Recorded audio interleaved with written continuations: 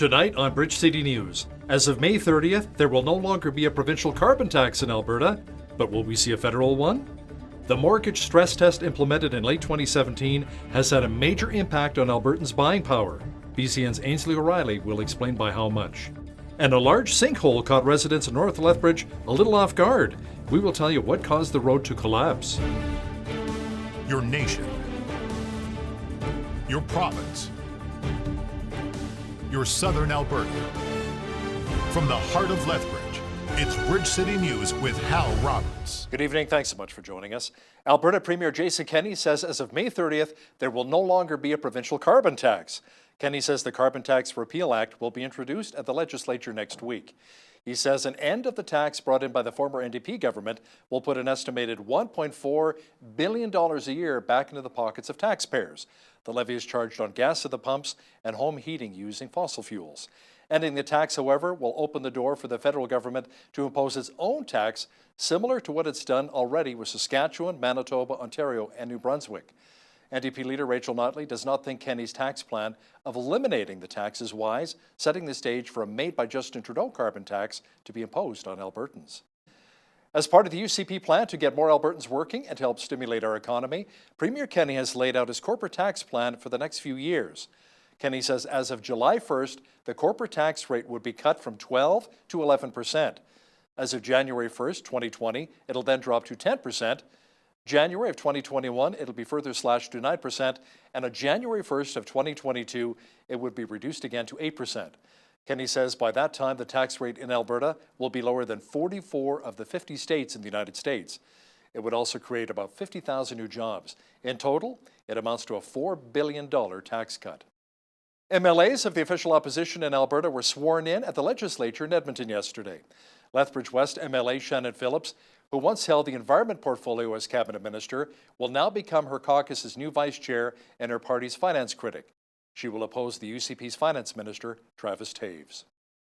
The safe consumption site known as Arches has been running for just over a year in Lethbridge. There's also talk of a potential new consumption site for Medicine Hat. Now, we're following up on the story we first brought you yesterday that there are those who are against having a safe consumption site in the Gas City.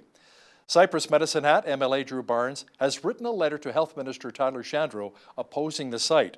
Mr. Barnes joins me now. Now, you say you've spoken to your constituents and they do not want to see a safe injection site being built? Yeah, well, first and foremost, Hal, they're very concerned about any people and any families affected gravely by addictions, and they really want to help. But they absolutely do not believe that the $2.9 million that this injection site is going to cost is the best way to truly help fellow Albertans and the best bang for tax dollars. What they'd like to see instead is more counseling, like street counseling. They'd like to see more trauma information. They'd like to see more detox information. And, this was kind of thrust on us by the NDP government in their last month or two. And Medicine Hatters want to be involved in truly helping their fellow citizens. Construction has already begun on the site, has it not? Well, the lease was signed and some construction, some renovations was started. The building is not open. The injection site is not open at this point. And Medicine Hatters are concerned for three things, principally. Number one, the NDP government never asked us if we wanted this. Number two, they did very, very little consultation on the location. And thirdly, Hal, they didn't come to us about the best way to truly help fellow Medicine Hatters. Cyprus Medicine Hat MLA Drew Barnes, thanks so much for your time today. Medicine Hat's Mayor Ted Clugston agrees with Drew Barnes that there should not be a safe injection site in Medicine Hat. He does, however, want to provide the resources necessary for those in need. There be more money for detox and prevention, absolutely. But what happens is that under the federal and provincial rules is that they can drop a supervised consumption site basically anywhere they want in our community.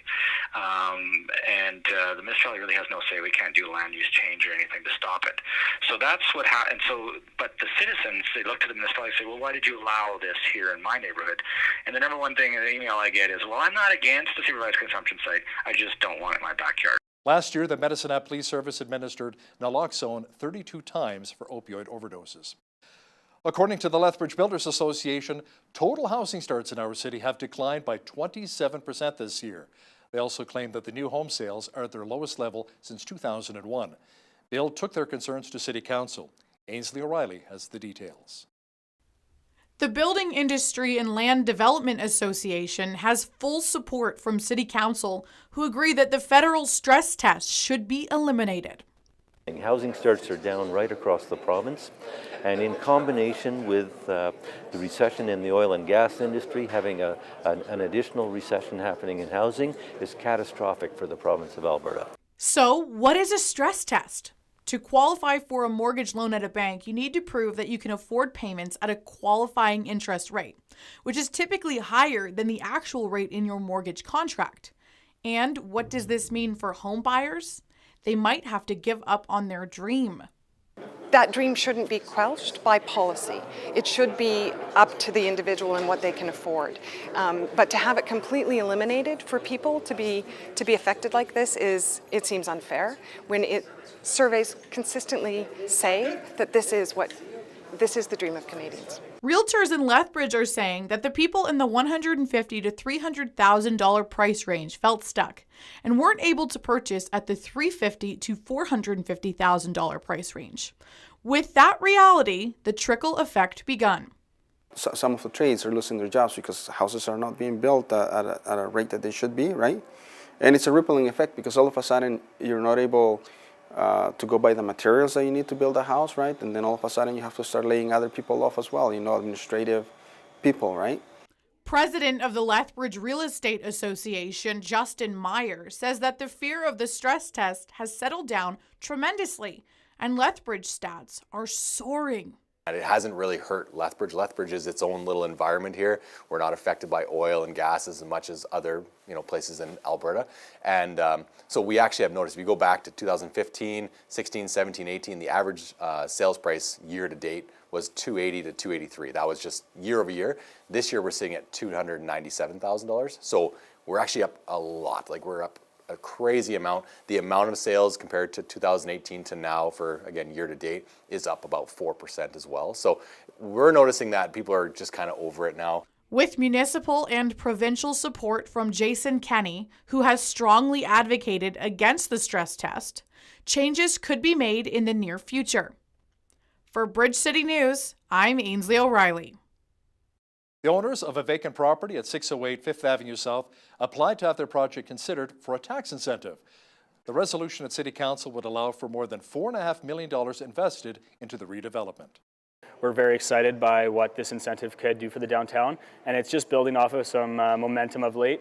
There's been lots of publicity around the downtown clean and safe strategy and some of the work of Lethbridge Police Service with the new watch program. So people are just in better spirits in the downtown. We feel like there's a vibe that's coming back. We're excited, and now it's starting to see people actually put their money where their mouth is in terms of downtown development, which I think we're just going to get this ball rolling, which excites us quite a bit. The building is located across the street from the Lethbridge Herald, and employees have already shown their excitement for the project via social media. At least 17 households in North Lethbridge are without power for the next couple of days after a large sinkhole collapsed in front of their homes. This is the area in the middle of 7th Avenue North near 18th Street. We're told the hole is at least 2 meters deep. According to the city, it happened late yesterday afternoon when a bus drove over the spot and the road fell in on itself, creating the hole. The bus made it over the area safely just as the road collapsed. City workers say there was a car following behind the bus, but thankfully there was enough space in front of them that the driver had time to see what had happened and slowed down. Be very aware of what's happening in front of you and just pay attention, because these can happen in a matter of seconds.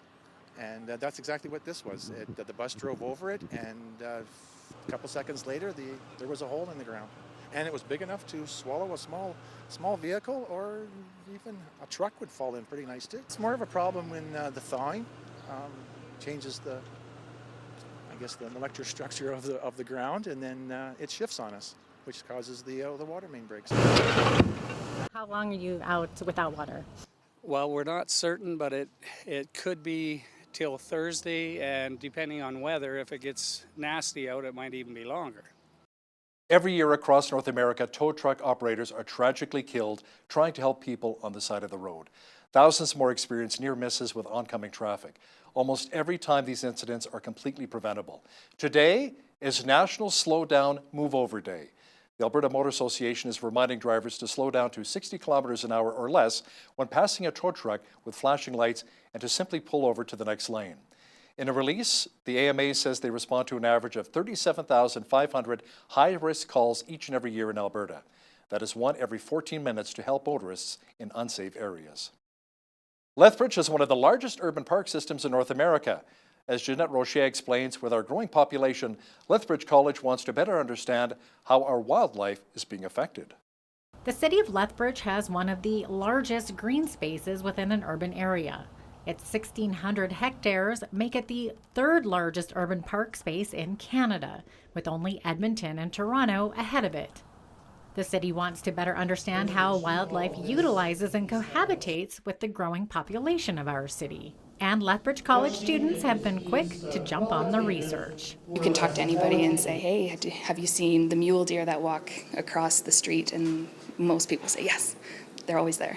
We created base maps to get an idea of where wildlife are most likely going to be traveling through City of Lethbridge. And as she explains, this research is important to protect both our growing human and animal populations. As Lethbridge grows, you can see the development around the river valley. We're encroaching on wildlife habitat, so we're going to see them more in the city limits.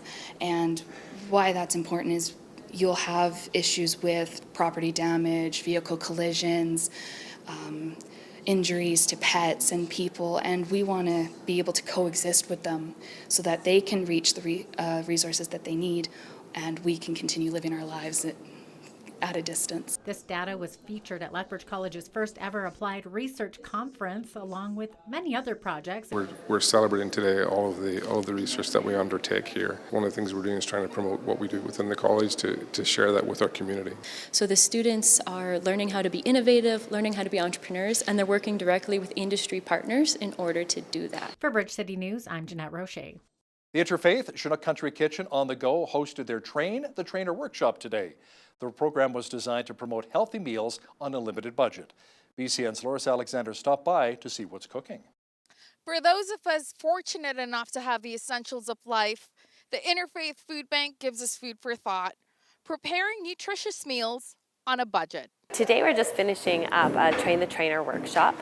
Train the Trainer is a program that is available to agency staff where we will teach them to recreate our existing cooking program so they can do that with their own participants at their location or here at the Co-op Community Kitchen at Interfaith Food Bank. Making it possible is the passion of the volunteers, like Amanda McNeely, who as a kid relied on organizations like the Interfaith Food Bank. I grew up underprivileged, and so it's really important to me to give back to the community. And I just absolutely love to cook, so it lights me up. Why wouldn't I be here? So anything I can do to help, I'm here. The objective of the Train the Trainer initiative is to empower individuals and organizations with well-rounded culinary skills. It's things like basic cooking skills, food safety, kitchen safety, and of course being able to meal plan for a family or for a group. McIntyre says the program is being offered as agencies request them. If any agency or organization is interested or would like to learn more about opportunities for professional development for their staff, they can reach out to the Interfaith Food Bank for more information.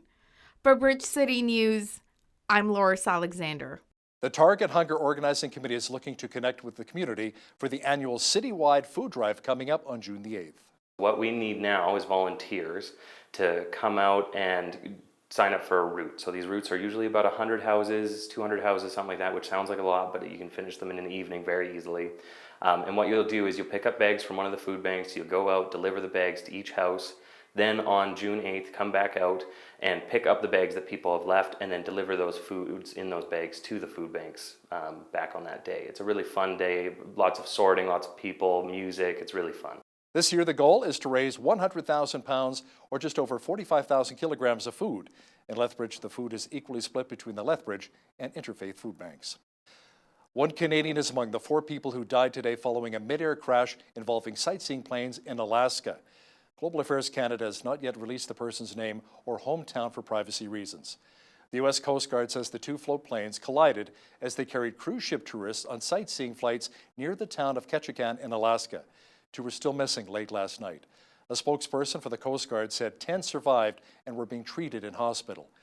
It's not known why the planes collided. Investigators from the National Transportation Safety Board are on their way to the crash site. Princess Cruises confirmed all of the passengers on both planes were from the Royal Princess. U.S. President Donald Trump is downplaying an escalating trade dispute between the U.S. and China, calling it a little squabble between friends. We're having a little squabble with China because we've been treated very unfairly for many, many decades, for actually a long time. And it should have been handled a long time ago, and it wasn't, and we'll handle it now. I think it's going to turn out extremely well. We're in a very strong position. We are the piggy bank that everybody likes to take advantage of or take from, and we can't let that happen anymore. We've been losing for many years anywhere from $300 billion to $500 billion a year with China and trade with China. We can't let that happen. The relationship I have with President Xi is extraordinary. It's really very good, but he's for China and I'm for the USA, and it's very simple. Something many of us would love to see is peace in the Middle East. Will it ever come to pass? The U.S. has proposed a new Middle East peace plan. Our foreign affairs expert Lisa Daftari says the Palestinians have rejected it already without even seeing it.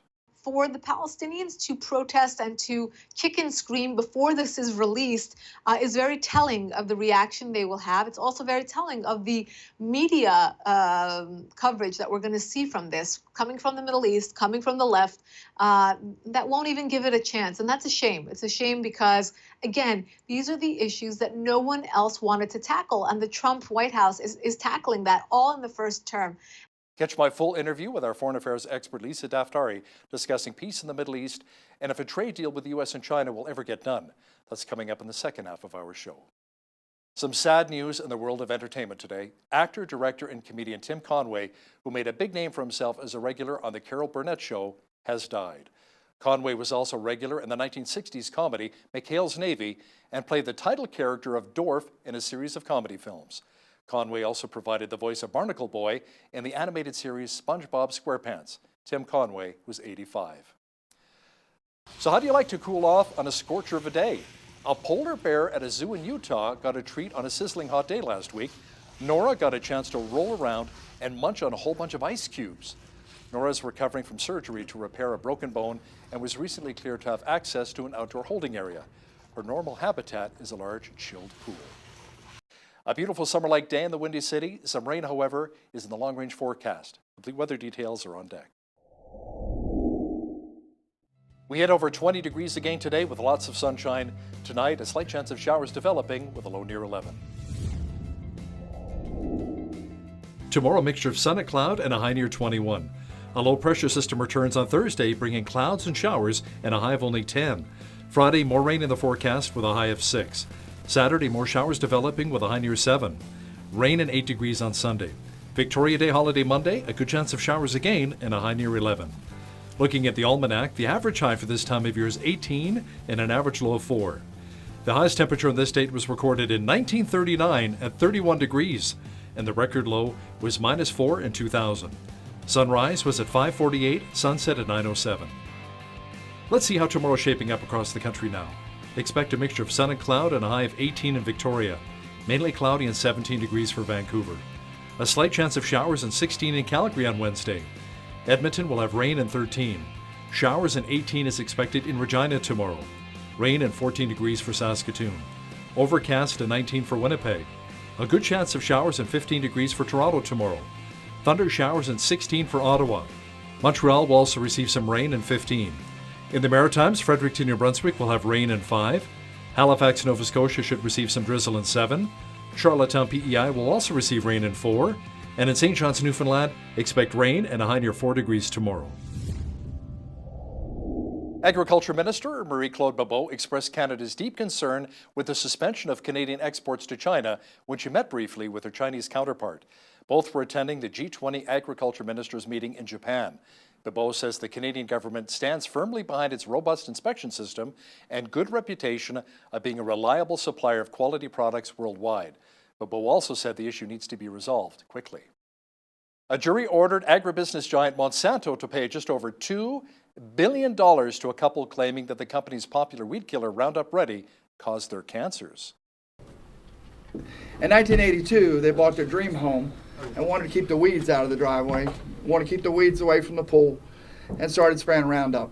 Bought a couple other pieces of properties. Nobody ever told them it was dangerous. They saw the ads on TV. They thought they could trust the company. They were wrong. Al got non-Hodgkin's lymphoma in 2011. They kept spraying because they didn't know. They didn't know why. Alberta got non-Hodgkin's lymphoma in the brain in 2015. Got it again in 2016. It wasn't until, sadly, they saw a lawyer's ad that they realized there was a connection. We wish that Monsanto had warned us ahead of time about the dangers of using Monsanto, and that there was something on the front of their label that said danger may cause cancer. The U.S. Supreme Court ruled that consumers can pursue an antitrust lawsuit that claims Apple has unfairly monopolized the market for the purchase of iPhone apps. Owners of iPhones are seeking to sue Apple for an antitrust violation, which means a violation of the competition laws, and the Supreme Court said they can go forward with that lawsuit. The reason this lawsuit against Apple is that it has found a way, allegedly, to charge more for its apps than it could in a competitive market. And if that's true, that has really big implications for consumers, because consumers spend millions, probably billions of dollars annually on these apps. Apple's real position was, regardless of what we're doing and whether it violates antitrust laws, if we're clever about how we structure this, kind of a loophole, kind of compared to, say, loopholes in tax, then the consumers can't sue us. And the truth is the app developers are too scared to sue Apple, because Apple can just cut them off. And so the consumers are the only ones who can sue. So the real bottom line here is someone gets to sue. Someone gets to find out, did Apple violate the antitrust laws, and through that violation charge purchasers of apps more than they could have in a competitive market. Now, here's a look at today's markets.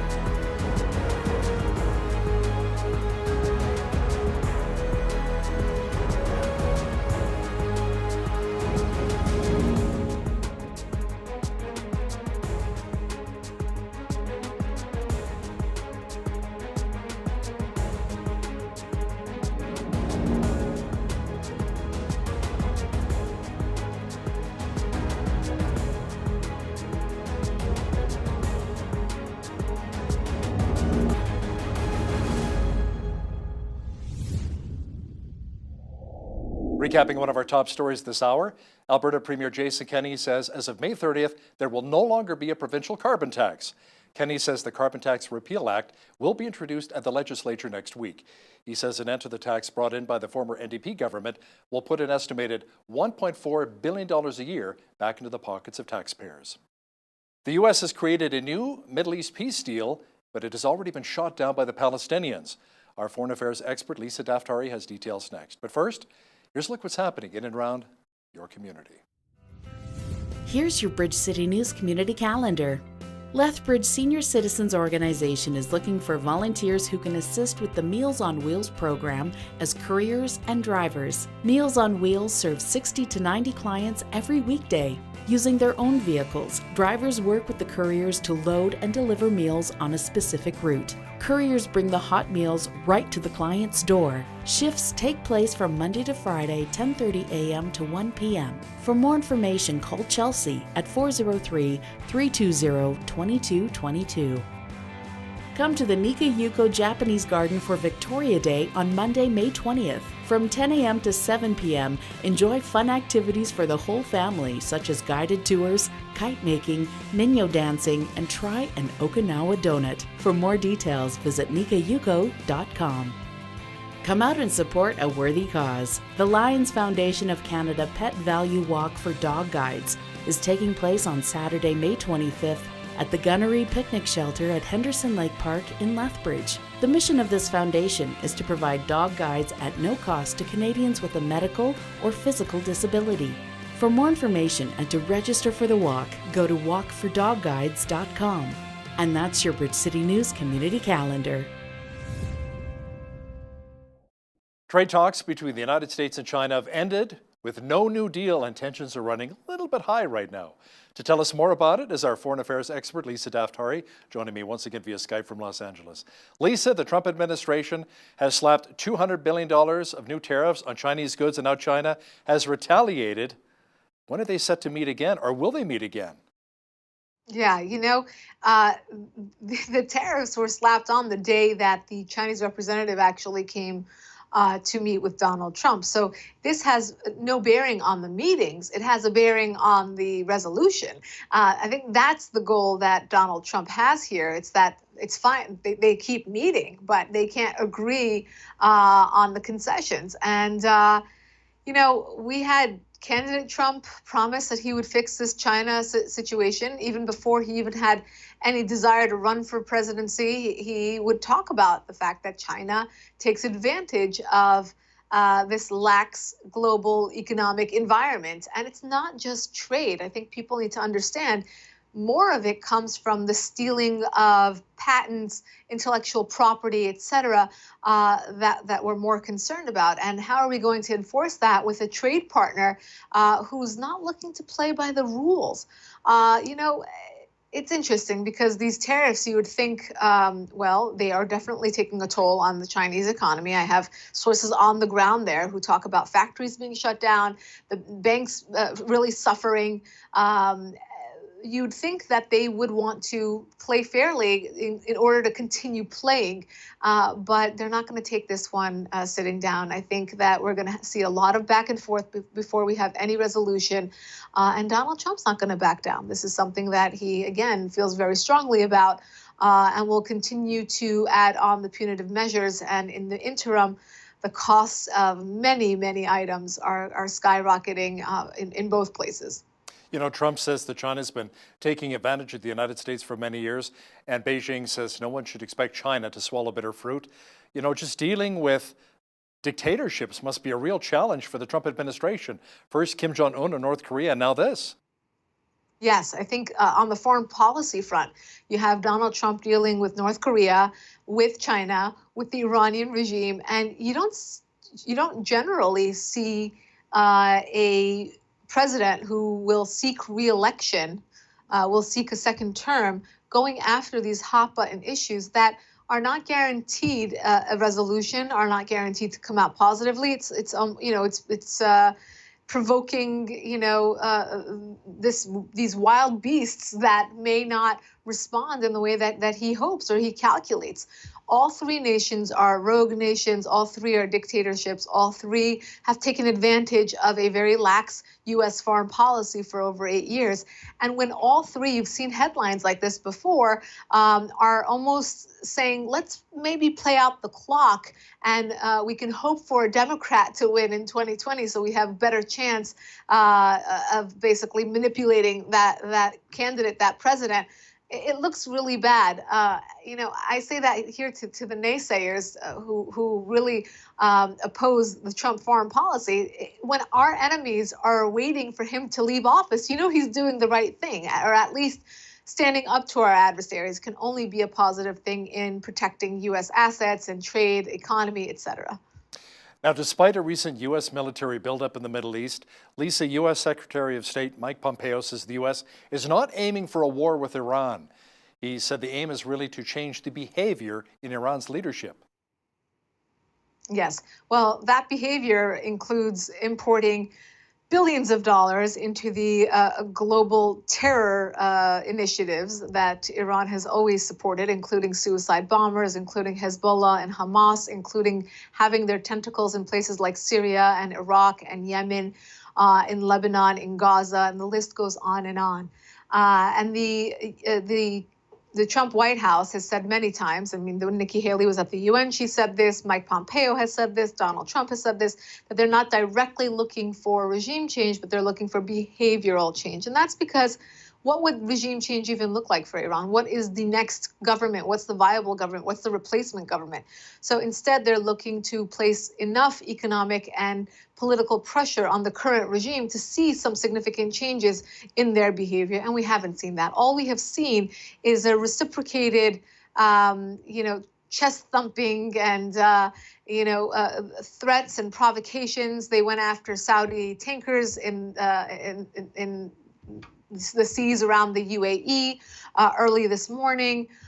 They continue to threaten and to really spread this negative anti-US, anti-Israel propaganda within the country itself, and we're not really seeing any changes. But what we do know is that the sanctions are hurting, they're working, and it looks like we'll have to continue this course for a while before we see any changes. Lisa, Iran is facing unprecedented pressure from the international sanctions. Reports say the sanctions against the Islamic State cut deep, but Iran seems unlikely to budge. Yeah, they will play this card of, again, flexing their muscles and looking to be strong and almost ignoring the fact that the sanctions are hurting so badly. And of course they are. But the one thing that the regime has always done is to pass, or whatever they can do, to pass along the burden of sanctions onto the people so that they can also use that as a propaganda piece to tell the people of Iran, don't blame the government, blame the big Satan, which they refer to as the United States as the big Satan. They will do what they can to make the people suffer, to raise the prices of common goods, of pharmaceutical supplies, etc. But they're really suffering, and this time around, the sanctions that are placed by the Trump White House are quite targeted, meaning it's meant to really paralyze the government more so than the people, although that's impossible. The government will always pass along that burden to the people. But we're looking at the oil sector, we're looking at the weapons sector, we're looking at the banking sector, we're looking at areas where it will have a more direct effect on the government more so than the people. Lisa, an Israeli minister has warned of attacks on Israel if tensions between the U.S. and Iran escalate. Iran says the U.S. does not dare to attack for fear of provoking an assault on Israel. Yes, so the same way that the Iranian regime will call the U.S. the big Satan, they call Israel the little Satan, meaning they work hand in hand, Israel and the United States. And while the U.S. is farther from Iran's reach for some sort of weapons, missile, etc., Israel is not. Israel's right in their neighborhood. And that has always been kind of like the hostage they take. Well, you don't want to mess with us because we'll just attack Israel. This has been the kind of the threat that they've always used. We can even be more scared of the fact that, well, now Iran is also in Venezuela, so they're at the southern footstep of the United States as well. If they really wanted to attack or launch or have like a pass-off scenario where Hezbollah is in Venezuela, they exist everywhere. That's my point. Their tentacles are everywhere. But the calculation here is that Israel says, well, we are prepared because of the heightened tensions between the U.S. and Iran. We are prepared. Not only that, but last week when we saw this crisis going on with the Gaza launching missiles, Hamas launching missiles from Gaza into Israel, who's supporting that? Of course, that's coming from the Iranian regime and their funding. So it's another day, business as usual for the Iranian for the Iranian regime and for Israel. So they're used to all of this. This is nothing new. But the calculation here for Iran is that, well, the U.S. won't provoke us further because they're really afraid that we're going to go after Israel. So I think they are assuming that Donald Trump will back down, that he will only go as far as he has. But things are coming to a head. A lot of this is business as usual. A lot of this is what we've been seeing for years and years, the provocations, the threats, etc. But a lot of this is also coming to a head. We withdrew from the Iran nuclear deal over a year ago. Sanctions are being placed. They're buckling under those sanctions. So something's got to give, and we'll see what happens next. In order for a plan to most effectively work out, you want to have both parties willing to come to the table. Palestinians have rejected a U.S. Middle East peace plan even before knowing what's inside of it. Great negotiating partner, right? They don't even know what they're getting, but they're already protesting what's inside the deal. what we've been told is that Jared Kushner and many others who are working on this deal have really taken into account both sides. I'm in actually direct contact with their communications team. I've been working on this for a very long time. The word they keep using over and over again is nuance. This is very nuanced. It's detailed. It takes into consideration the history, the cultural sensitivities, the political sensitivities, the religious sensitivities, and it takes into account that both sides need to gain and also make concessions. Now, with that, we've also been told that the term two-state solution will be removed from the plan because it carries so much sensitivity and it means different things to each side. We also know that both sides will have to compromise. We don't know what that compromise is just yet, but this is what we are hearing. Now, for the Palestinians to protest and to kick and scream before this is released is very telling of the reaction they will have. It's also very telling of the media coverage that we're going to see from this, coming from the Middle East, coming from the left, that won't even give it a chance. And that's a shame. It's a shame because, again, these are the issues that no one else wanted to tackle. And the Trump White House is tackling that all in the first term.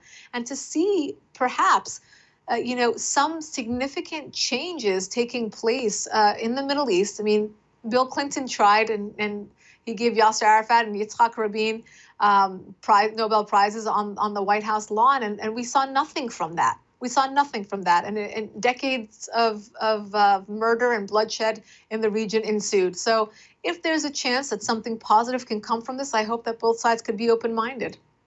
There was a deadly hotel attack in Pakistan. A Navy soldier, 4 employees, and 3 gunmen are dead, but fortunately the guests were unhurt. Yes, a very poorly calculated, poorly strategized attack by some insurgents in Pakistan. Another day, another attack. You have a lot of these insurgent groups, militant extremists, terrorists that live in Pakistan. For many years, we didn't really hear much about these types of attacks because they were just so prevalent. But now, because they go after these hotels in which international businessmen, international people, tourists travel to, it's reported a bit more widely. And in this case, these were actually Chinese people of Chinese descent who were in this hotel. But as you said, luckily nobody was hurt. The hotel employees were very keen or very astute to catch this before anything could escalate, and only the gunmen were killed. And still with Pakistan, the country is about to accept a $6 billion bailout from the International Monetary Fund. Tell me more about that. Yes, they're not in good shape. And we knew this because the U.S. was giving them handouts of tremendous amounts for many years. It's something I always would comment on and write about, the fact that the handouts were given, but the behavior and the camaraderie or the friendship, there was no ally in Pakistan for us. There was no protection. There was no sharing of intelligence. They were harboring terrorists for a very long time. So because a lot of that funding has been cut, they're looking for new partners. They're looking for new handouts, and it looks like the IMF will help them out.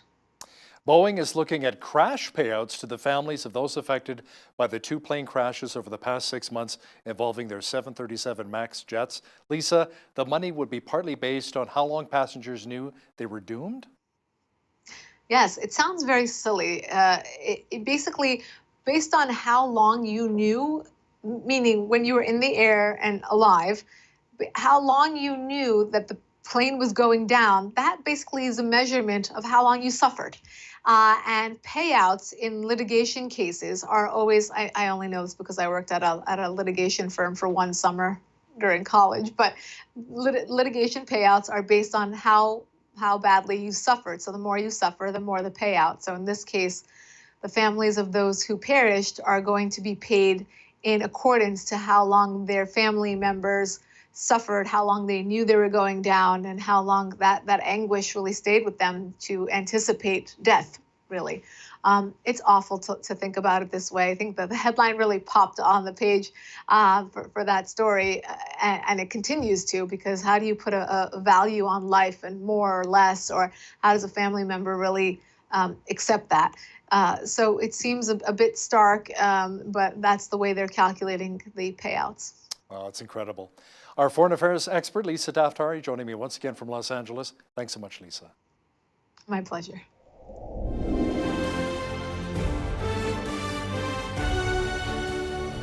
By now, you have probably heard of Bitcoin and other cryptocurrencies. Is it here to stay? Is it safe? Is it even beneficial?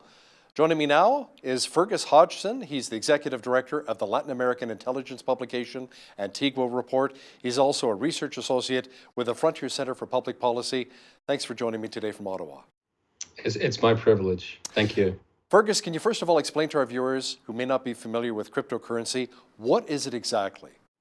Sure. Well, it's a private form of money, and it's the most pure form of money you can find because it does not have any backing.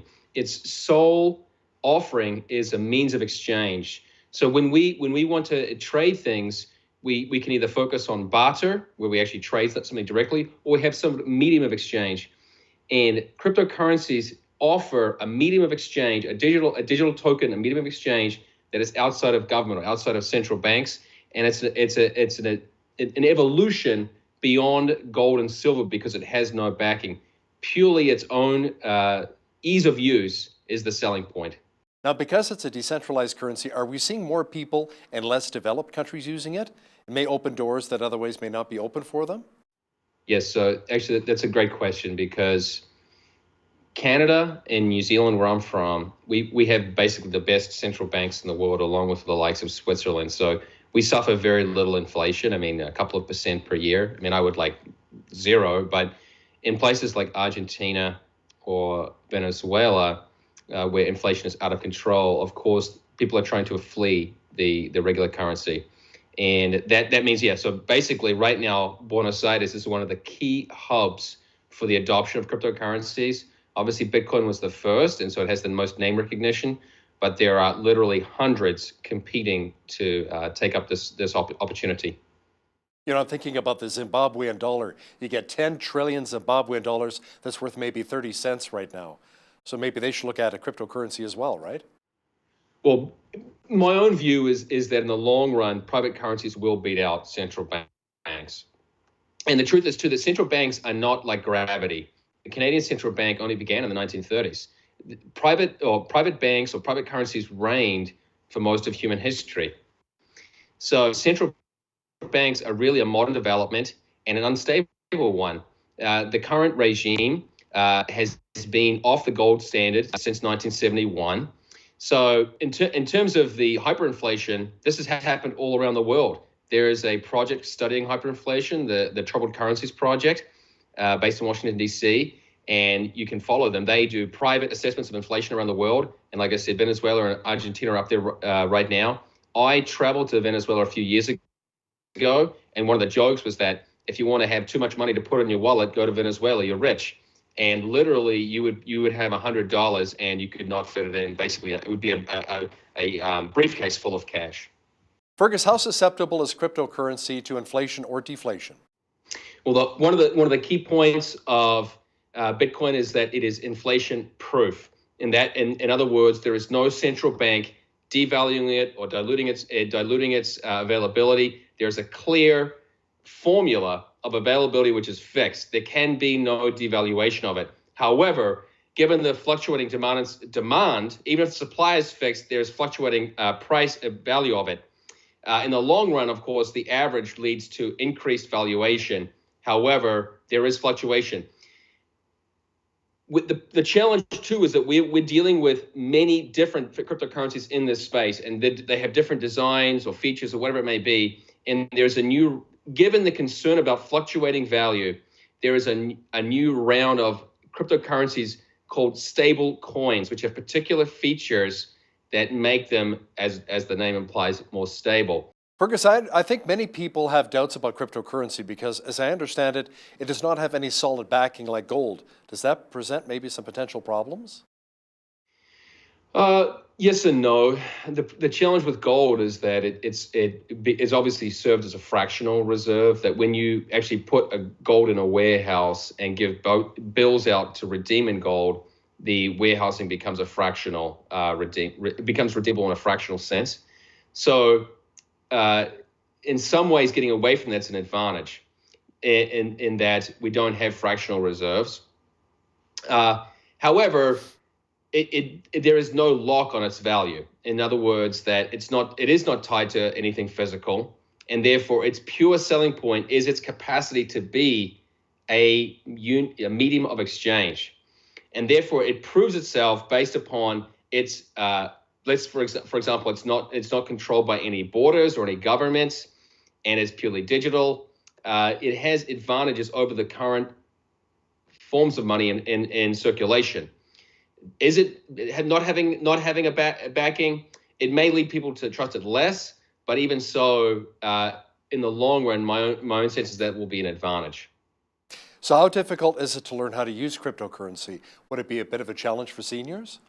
No, I don't think it's difficult at all. In fact, anyone can download an application right now and have a digital wallet right away. The truth is that it's just like driving a car. You don't need to understand how an engine works to drive a car. Not everyone needs to be a computer scientist to use cryptocurrencies. The fact is that even here in Ottawa, you will find ATMs where you can basically trade your cash for cryptocurrencies, just like we do at any ATM. So it really, what my view is that the real challenge to adoption is the availability or use by retailers. And so the more retailers make it their mission or make it available, which I think is a great marketing technique to say, we will accept cryptocurrencies, all the users or fans of cryptocurrencies will come to your store. As that gathers steam, and it is gathering steam, then we will see more adoption more broadly.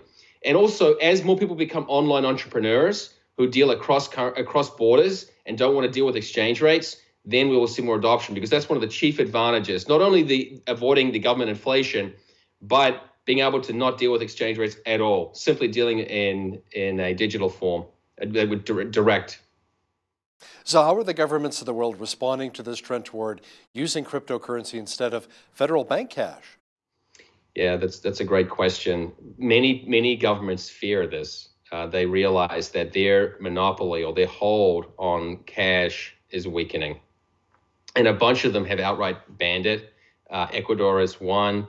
There are about half a dozen, or it depends on how you define it, because many of them are restrictions that are a little bit opaque. But a bunch of countries have outright banned cryptocurrencies, and then some have tried to introduce their own cryptocurrencies. Ecuador is another one. They both banned it and introduced their own, which was a failure. So they recognize that it is challenging the status quo, and it's not going away. It's a rising challenge. We're still early days. First world countries like Canada, the Bank of Canada is aware of this challenge, and it's the threat to its dominance. I see it as healthy competition, to be frank. So I don't see it as a problem at all. And they have discussed having what's called a central bank digital currency. But I've written why that would be a waste of time, because what they're offering doesn't really offer any advantages over what they already have in existence. I mean, because we already have an Interact system in Canada, there's not really an advantage to that.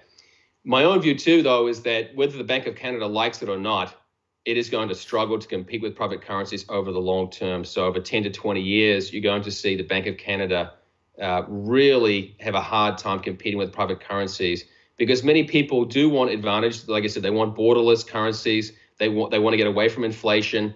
And many people want to exist outside of what I consider to be punitive taxation. When you're paying half or more of your income in taxes, my own view is that's unacceptable. And many entrepreneurs or younger people who are averse to this are going to seek to escape that.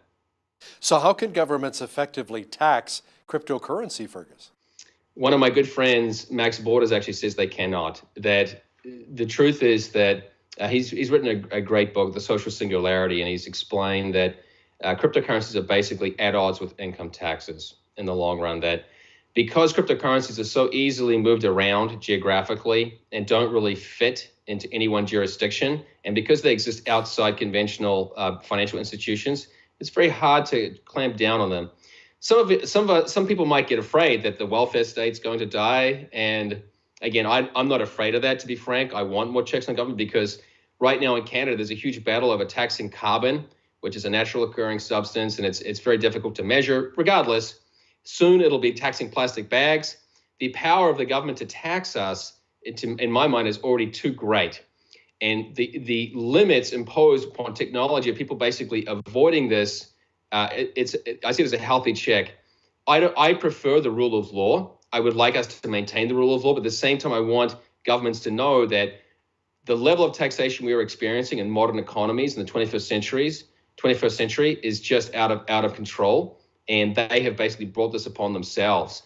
And what makes it worse, though, is that we've built an entitled class of people who expect these handouts, and I think that's the real challenge. Not the fact that people are avoiding taxes or are going to find ways to move the money offshore. It's the fact that people have feel entitled to a vast welfare state that is unsustainable. Now, some say cryptocurrency can provide a measure of anonymity, more privacy for consumers. Does it really provide some protection from government eyes? Oh man, that's a great question. So, yes and no. Right now, Bitcoin, the most famous, actually is not as private as, say, cash. Because right now, cash is the most private of all. You can go to a church gathering and drop cash into a collection box, and nobody knows you gave the money, right? It's basically as anonymous as you can get. And there is a movement, a bit like stable coins. There are also coins that are particularly structured or designed to protect your privacy. And that, to me, that is an advantage, and it's going to grow. So right now, the main technology, the Bitcoin, is not so private, but that was a first attempt, and the innovations will be more private. And yes, but again, privacy and money is not a new thing. Cash has been private for a long time, so I don't see there's a problem. What I see as a problem really is a surveillance state which would track all of our financial activities. So right now, for example, whenever you use your bank account, you can be traced. And we have basically a level of surveillance, an unprecedented level of surveillance. So it would really be, to me, a return to more of a cash-based society, but in digital form. So basically a digital form of private currency. I understand that Facebook will be releasing its own cryptocurrency, and of course the Bank of Canada planning on coming up with some kind of a digital currency. Are we going to see more and more of this? Yes, yeah, of course we're going to, because people recognize that if they're going to create a digital currency, which creates is almost costless to produce, and people are going to pay for it to have a use for it, then of course the people are going to try to get a piece of that pie. Because basically cryptocurrencies are a new technology which is going to grow, and people are trying to get into that right now, and already the market is enormous, right? So there are more than a dozen cryptocurrencies with market capitalizations in excess of $1 billion, and there are 700 which have more than $1 million in circulation. So the market is huge, and it's only going to grow. What I do expect, though, is that there'll be a consolidation, that the 700 or so, the vast majority will go to nothing. But let's say a dozen, those top few, many of them will be adopted in a wider fashion. Now, some argue that cryptocurrency is problematic in that it can give criminals a way to launder their ill-gotten gains. How do you respond to that? Well, yeah, basically you'd have to ban cash. I mean, I recognize terrorism is a problem. There are already many safety checks in place for that. So if you want to deposit more than $10,000, I'm not sure about the Canadian situation, but at least in the United States, that immediately puts up a red flag and will be reported. I assume it's the same case in Canada. So there already are checks there. I guess it depends what you fear most. Do you fear terrorists, or do you fear an overarching government? And the truth is it's a straw man, because thus far terrorists have simply not used cryptocurrencies. Even though it's available, they preferred cash. So I guess it could potentially be used for that, but it has not thus far. But it has been used for new, entrepreneurial endeavors. So thus far, terrorists still prefer cash to cryptocurrency. So unless you're going to ban cash, I think you've still got the same problem. And one of the benefits of cryptocurrency is the low transaction costs. But will that last, or will greed maybe show up again? Yeah, so actually, another great question. The truth is that with Bitcoin, the transaction costs are high.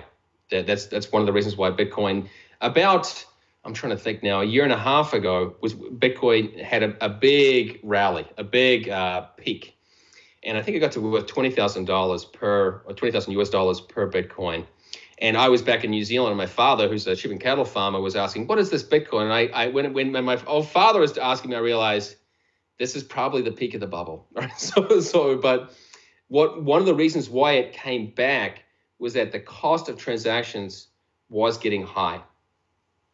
And so, but that just means that other coins are going to be more advanced and improve on that and lower the cost. So basically the low cost of transactions is one of the key selling points. So cryptocurrencies cannot thrive or gain market share if the cost goes up. So Bitcoin itself was just a first step, right? There have been 10 years now since Bitcoin was introduced. It laid the framework or put forward the idea, and now as I said, there are 700 others competing, and they will deliver better privacy, lower transaction costs, more stability, all these things we're looking for, and that's why I just see it as an inevitability. Yes, we are in early days, but it will come and continue to advance. I don't see any way to turn this around, whether the Bank of Canada wants to compete with it or not. So some final thoughts about cryptocurrency. Fergus, do you think it's here to stay? Yes, it's definitely here to stay. And as I'm doing myself, I'm devoting considerable time to understanding this. Think of it as maybe 1990 when dealing with the internet. It's still early, but I really do believe that it's basically an inevitability, or it's an ominous one. So we should basically prepare for it and accept it. Don't be afraid of it. I don't see it as anything sinister. And I'm welcoming it because I've been concerned mainly about instability generated by central banks, the inflation tax, and a monetary monopoly. I would like a more competitive market in currencies, and I would like to have a more borderless world for transactions and for commerce. Fergus Hodgson is a research associate with the Frontier Centre for Public Policy. Thanks a lot for joining me today from Ottawa. Thanks for your time. Thank you. On behalf of all of us here at BCN, I'm Hal Roberts. God bless and have a great night.